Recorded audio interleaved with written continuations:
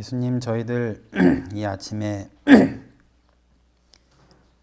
다시 한번 예수님을 바라보기를 원합니다. 오늘 요한과 예수님을 통하여 저희들도 요한처럼 또 예수님처럼 또 그 요한과 예수님을 바라보길 원하오니 주님께서 보여주시고 약속하신 대로 저희들을 성령 하나님으로 이끌어 주시기를 기도드립니다.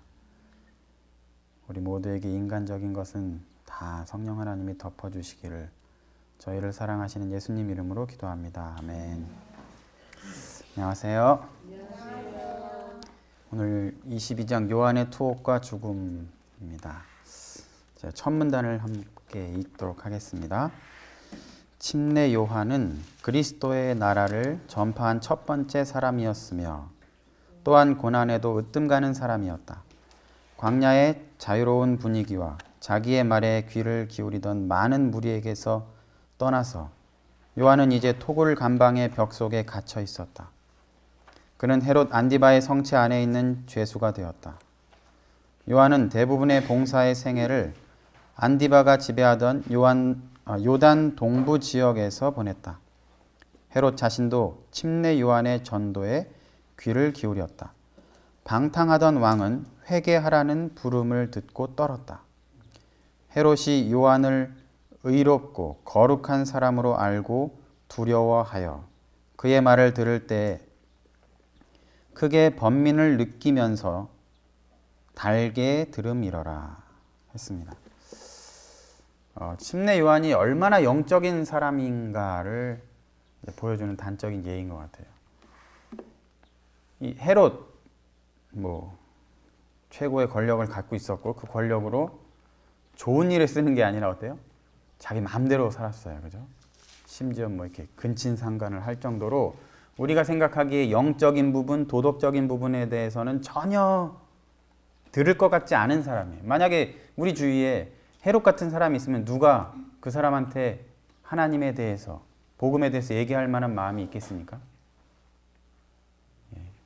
참 힘들겠죠.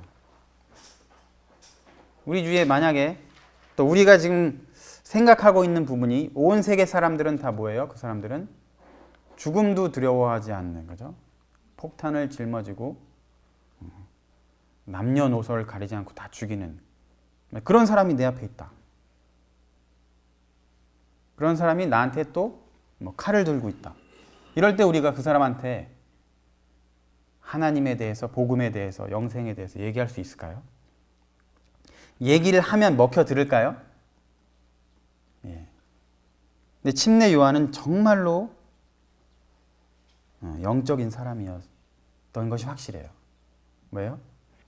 심지어 헤롯 이런 사람일지라도 어때요? 그 말에 경청했다 그랬습니다. 그리고 그 말에 마음이 움직였다 그랬어요. 이 침례 요한이 어떤 사람이었어요? 우리가 잘 알다시피 예수님으로부터 최고의 선지자라는 여자가 낳은 자 중에 침례 요한보다 더 큰 사람이 없다고 라는 최고의 칭송을 들을 만한 사람이었지만 선지자로서 보면 기적을 행한 적이 없습니다. 그리고 어떤 기록된 말씀을, 자기 이름을 남긴 만한 말씀을 쓴 적도 없어요. 그리고 침례 요한이 외친 메시지가 어디 긴 장문의 설교였습니까? 아주 간단 명료했어요. 그죠? 몇 마디 안 했습니다. 그랬는데 어때요? 그때 당시 온 유대 사람들이 다 회개하러 광야로 몰려왔다고 했어요. 그런 엄청난 그 뼛속까지 이 영적인 사람. 우리가 알다시피 그건 어려서부터 준비됐죠. 그죠? 엄마의 태 속에서부터 성령으로 잉태돼 가지고요. 그죠?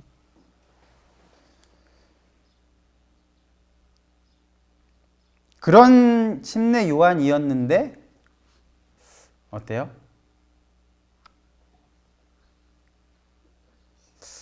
오실 그이가 당신입니까? 라는 이제 질문을 하게 되죠.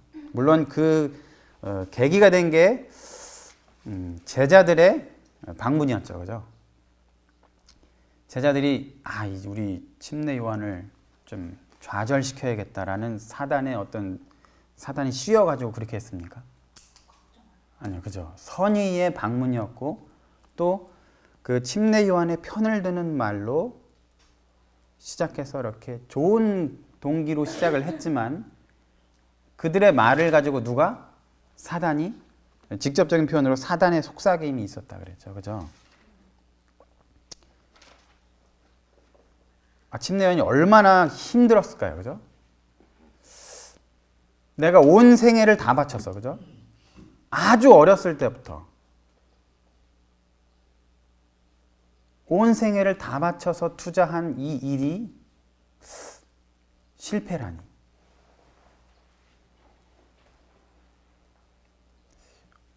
저는 이제 그런 생각을 해본 적이 있어요. 만약에 우리 시대에 예수님이 오시지 않는다면, 그리고 나이가 여기 이제 어르신들이 많이 계신데 70, 80이 돼서 이제 죽을 때가 다 돼가지고 누워 있다면 어떤 기분일까?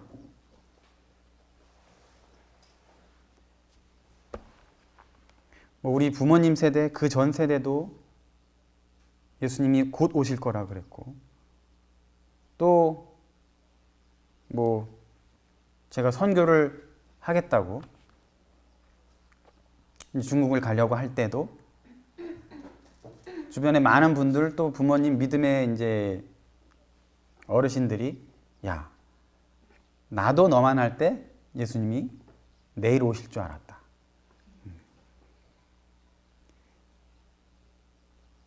그런 말을 내 입으로 하게 될까? 그렇지 않더라도 내가 만약에 우리 시대 안에 예수님이 오실 것을 확신하는 마음으로 지금 이렇게 이 자리에 있고 또 앞으로 나아가려고 하는데, 만약에 내가 70이 되고 80이 되고 손자 손녀들이 나오고 이제 죽음을 맞이하기 직전에 내가 어떤 마음을 가지게 될까? 실패했나? 내가 여태까지 거짓말을 했나?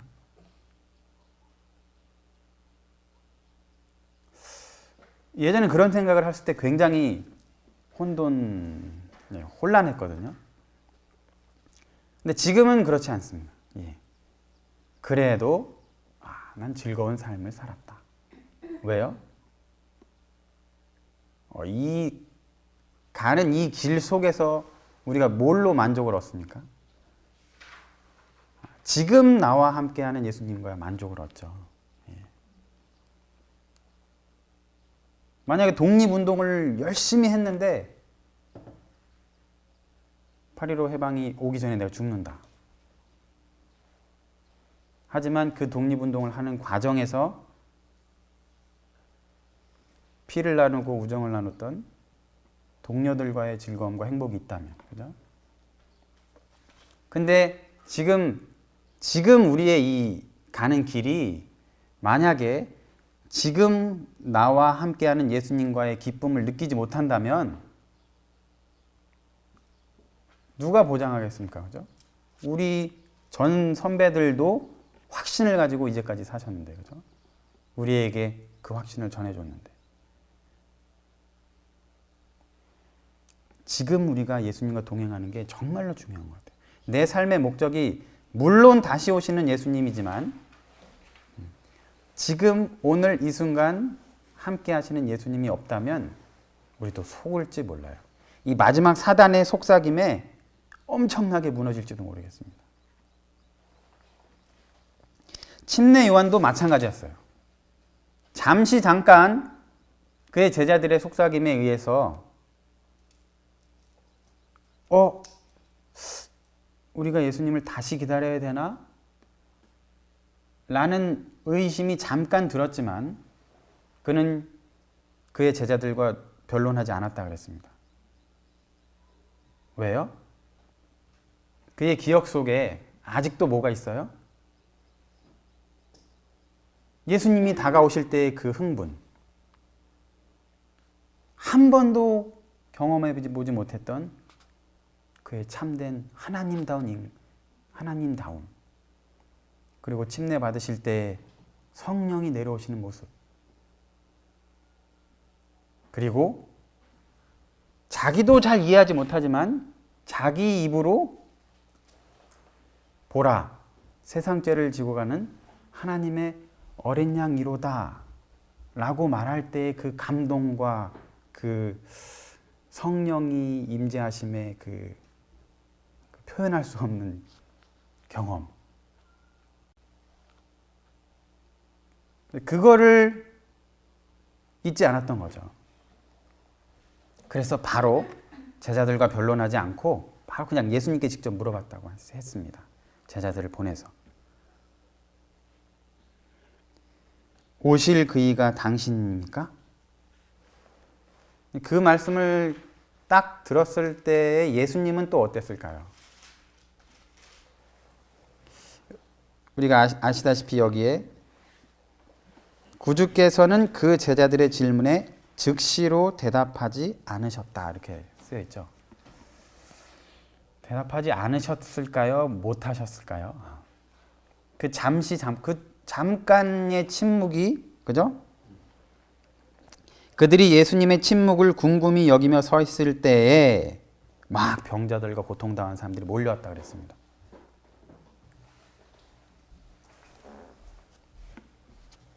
그 잠깐의 침묵 동안에 예수님은 도대체 무슨 생각을 이렇게 떠오르셨을까? 실망과 절망. 물론 있으실 수 있겠죠. 아니, 사람 중에 이제껏 역사 속 인물, 역사 속에서 태어난 모든 사람 중에 최고로 영적인 사람인 이 침례 요한마저도 의심을 이렇게 품는 말을 하는데, 바로 그러니까 그래도 한 1년 넘었죠. 왜냐하면 예수님이 초기 사역을 시작하신 다음에 한 그 정도 됐으니까. 그러니까 얼마 전에 보라, 세상 죄를 지고 가는 하나님의 어린 양이로다 라고 말했던 그 사람이 당신 맞아요? 라고 물어볼 때, 그럼 도대체, 그죠? 침례 요한 같은 사람도 이런데 뭐 우리 같은 사람이야 어떻겠습니까? 그런 생각을 사단이, 또 마귀의 속삭임이 예수님에게도 들렸겠죠.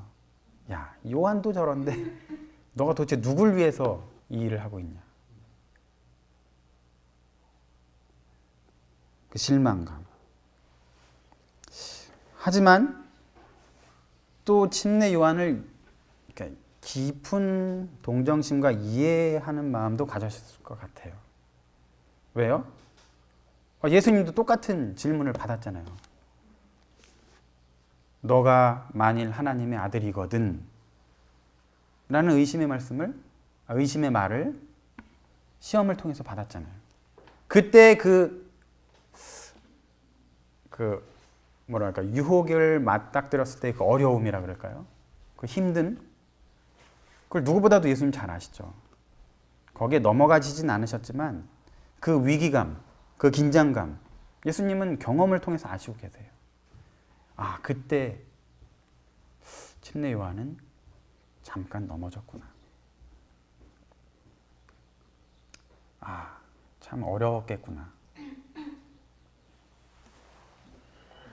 그리고는 또 침례 요한을 용서하시는 마음. 왜요? 침례 요한이 지금 예수님이 대답해 주실 그 대답을 듣고 어떻게 반응할지도 아셨으니까요. 그리고는 예수님이 대답을 하시는데, 뭐 나중에 부활하신 다음에 제자들에게 성경 말씀을 통해서 구약의 예언을 통해서 쭉 말씀하시는 그런 것을 하신 것도 아니고요. 그죠? 만약에 그렇게 말씀을 하셨으면 아주 간단하게라도 자, 이사야 몇 장을 봐라. 이렇게만 말씀하셨어도 침례 요한은 바로 확신을 했을 겁니다. 그렇게 하시지 않으시고 어떻게 하셨어요? 우리가 알다시피 늘 하시던 일을 하셨어요. 그죠? 그렇게 하는 가운데 하루 종일 지났다고 했습니다. 그 요한의 제자들이 뭘 봤죠? 밀려오는 삶의 피로를 가득히 안고 밀려오는 병자들.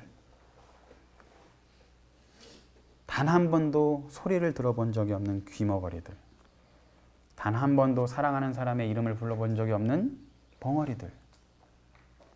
단 한 번도 사랑하는 가족들을 위해 자기 손으로 일해본 적이 없는 누워있는 중풍 병자들. 그리고 단 한 번도 위로의 말을 들어본 적이 없는 가난한 노동자들, 농부들, 세리들. 그들이 와서 예수님 앞에서 구원을 얻는 모습을 보는 거죠. 그죠? 구원을 얻은 입이 찬양하는 그 찬양을 들었고, 구원을 얻은 귀가 새소리를 듣고 이 천연계의 소리를 듣고 감탄하는 모습을 봤고, 한 번도 빛을 본 적이 없는 그 눈이 진정한 빛 대신 예수님을 처음 보는 그 눈물 어린 눈을 봤고, 한 번도 위로를 받아본 적이 없는 노동자들과 가난한 사람들이 위로를 받고 기쁨에 차서 하나님을 진심으로 찬양하는 찬양 소리를 들었을 때, 침례 요한의 제자들은 이런 모습을 본 적이 있었을까요? 예전에 침례 갖고 막 제자들하고 싸울 때, 예수님의 제자들하고 싸울 때 얼핏 볼 수도 있었을지도 몰라요. 근데 하지만 그때는 이제 적대감에 이런 감동적인 구원의 장면을 못 봤을 겁니다. 하지만 이 제자들이, 침례 요한의 제자들이 진짜 구원의 장면을 봤을 때, 그들이 마음속에 품고 있던 로마로부터의 구원, 독립투사로서의 아주 피를 흘리며 나누는 어떤 장렬함, 이런 것보다도 훨씬 더 깊은 감동을 가지고 침례 요한에게 돌아갔을 것이라고 생각이 됩니다. 그 감동을 전달했겠죠. 그것으로 충분했습니다. 침례 요한은. 왜요?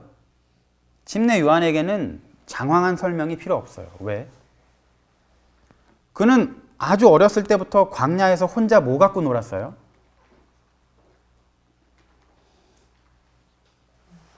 혼자, 그죠? 이사야 말씀, 그죠? 그냥 천연계에 있는 아름다운 모습도 아니죠, 그죠? 그냥 돌투성인 그런 곳에서의 하나님의 모습을 캐치해내면서 자랐지 않습니까?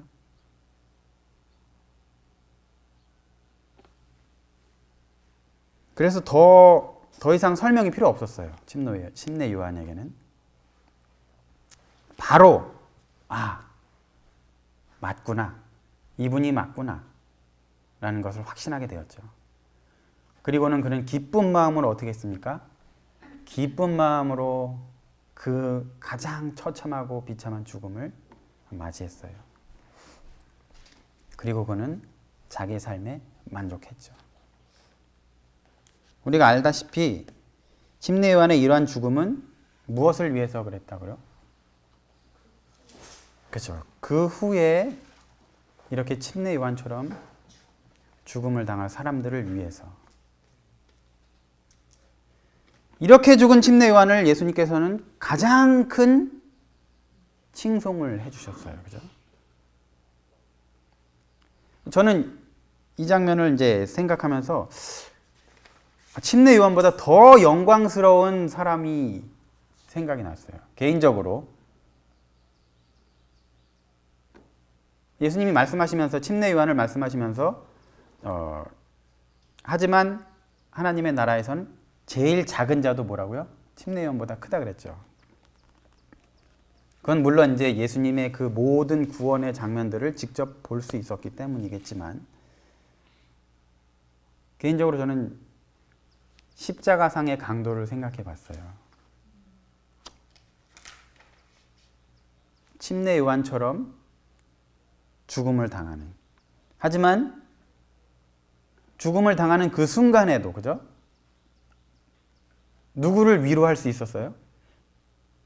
예수님을 위로할 수 있었어요. 그리고 예수님과 어떤 똑같은 죽음을 그 순간에, 그죠? 그 옆에서 함께 동참하는. 제가 개인적으로 좋아하는 시가 있는데, 시를 다 좋아하는 건 아니고요. 이 시를 참 좋아합니다. 이 시만. 우리가 아는 윤동주 시인의 십자가라는 시인데, 쫓아오던 햇빛인데 지금 교회당 꼭대기 십자가에 걸렸습니다. 첨탑이 저렇게도 높은데 어떻게 올라갈 수 있을까요?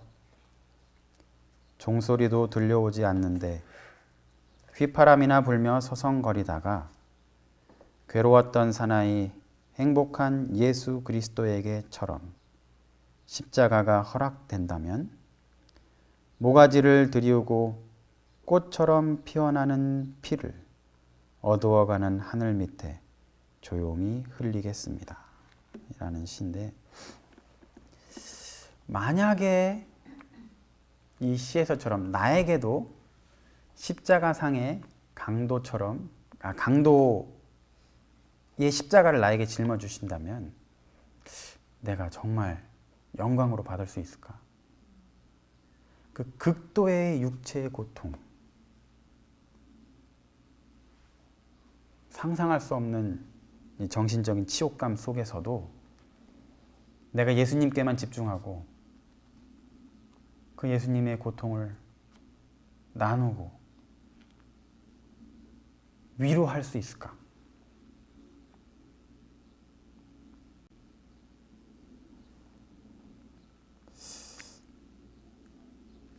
이 마지막 이제 문단에 나오죠. 하나님께서는 당신의 백성들이 만일 처음부터 종말까지를 볼 수 있고 하나님의 동역자로서 그들이 성취하고 있는 그 목적의 영광을 식별할 수 있다면 그들이 인도받기를 선택하였을 그 길 이외에 다른 어떤 길로는 결코 그들을 인도하지 않으신다. 하늘로 옮겨간 에녹이나 불병거를 타고 승천한 엘리야일지라도 결코 옥중에서 외롭게 죽은 침례 요한보다도 더 위대하거나 영예를 더 많이 받지는 않았다. 그리스도를 위하여 너희에게 은혜를 주신 것은 다만 그를 믿을 뿐 아니라 또한 그를 위하여 고난도 받게 하심이라.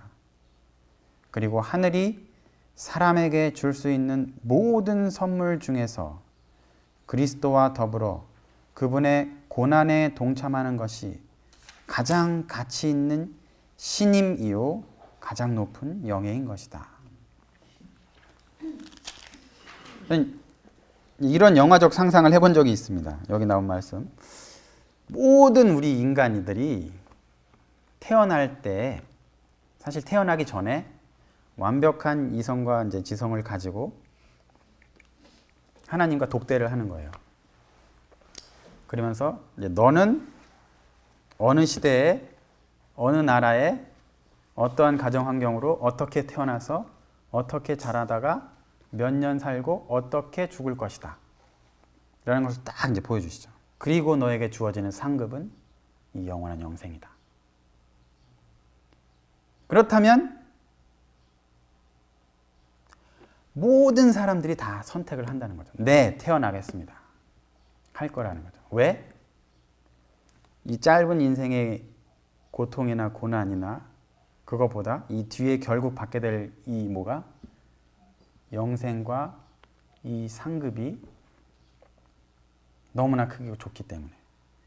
심지어 저 북한의 정치범 수용소에 갇혀서 평생을 살아야 되는 사람도, 아프리카의 그 엄청난 기아와 고난 속에서 태어난 아이들도 결국엔 그 모든 것보다 훨씬 더 값지고 좋은 상급이 주어진다는 것을 알기 때문에 결국 태어나서 좀 살죠.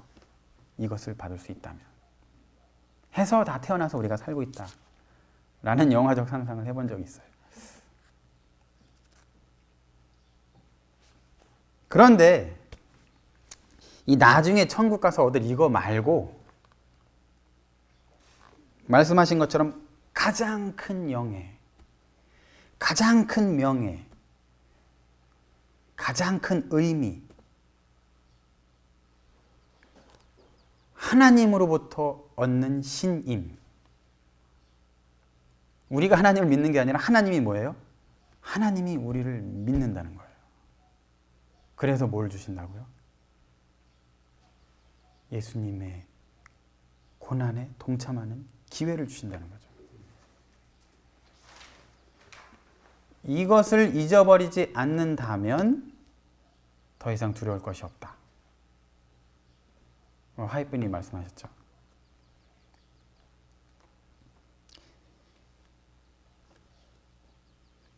침례 요한은 결코 그 상황에서 구원받지 못했습니다. 예.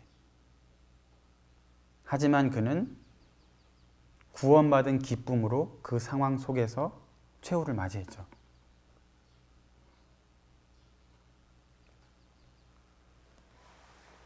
우리는 이런 각오를 해야 될까요? 나는 이렇게 죽더라도 하나님을 위해서. 하지만 그걸 가능하게 했던 것이 무엇인지를 우리는 알아야 되겠죠. 이런 상황에서 구원받지 못했지만 그 상황 속에서도 구원을 마음에 가지고 구원을 경험하며 최후를 맞이했던 침례 요한은 이미 구원을 마음속에 품고 있었기 때문에 그렇죠. 예수님과 한 3-4번밖에 만나보지 못했지만 만나기 이전부터 그는 이미 예수님과 함께 있었죠. 광야에서 이사야의 말씀을 통해서. 아직도 저는 신기합니다. 그 어떻게 그 몇 장 몇 절 되지도 않는 이사야의 말씀을 가지고 황홀함 가운데 밤새 연구를 할 수 있었으며 어떻게 영광으로 그 마음을 가득 채울 수 있었는지.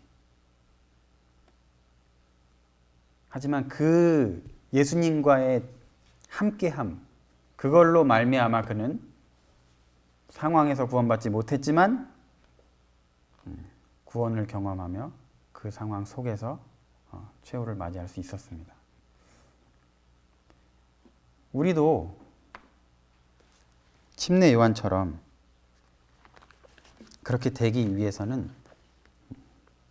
침례 요한처럼 이미 우리 마음에 예수님이 있어야겠죠. 그래서 사실 우리가 이거 하고 있지 않습니까? 예.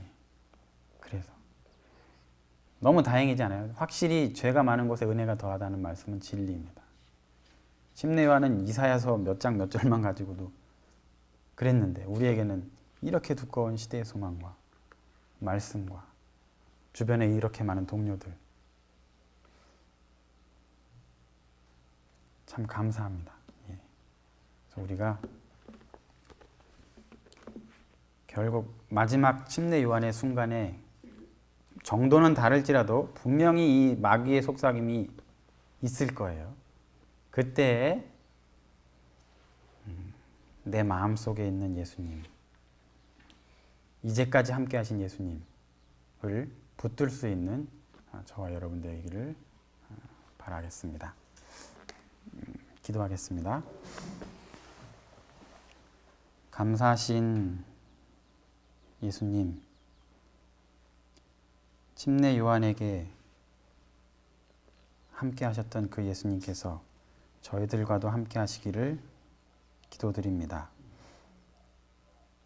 마지막 순간까지 그 예수님을 놓지 않기 위해서 지금 평화롭고 한가로울 때에 예수님을 저희들의 마음속에, 생각 속에 꽉꽉 채우기를 원합니다.